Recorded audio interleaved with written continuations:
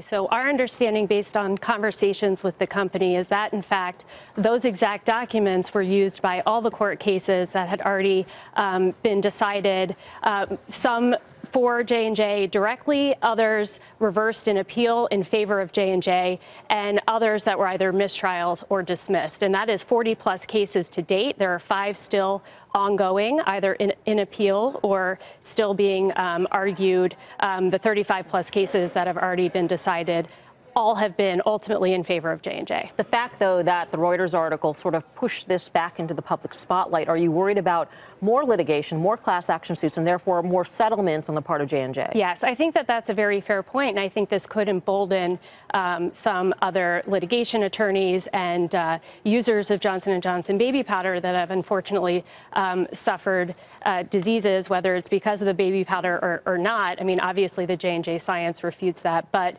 yeah, I think it could certainly embolden some litigation to come. Danielle, you have a $160 price target on the stock. It's at $127. Damien, you've been more cautious, thinking fair value is right around here. What would you say about the stock now? You were cautious before, but now it's come down. Is there still reason to be concerned?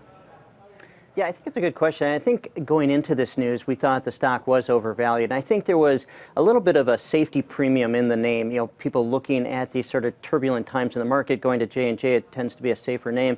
However, you know, we think that, you know, the true fair value is closer to 130, and with this pullback, you know, I think the stock looks fairly valued. I think it's a good opportunity to get into the stock just based on this pullback. But I do think some of that safety premium has evaporated with the stock because of the concerns over the talc powder.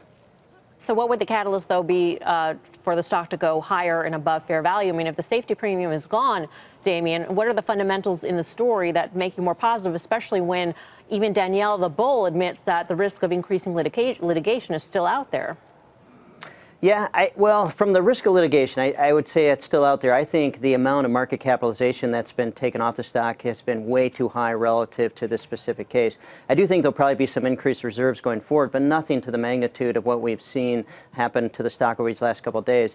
I would reiterate that while we think this pullback is overdone, we do think the stock is now trading where it should be trading. And there are some positives in the story, but there's also some other things that offset that to really get to a fair value where the stock is right now.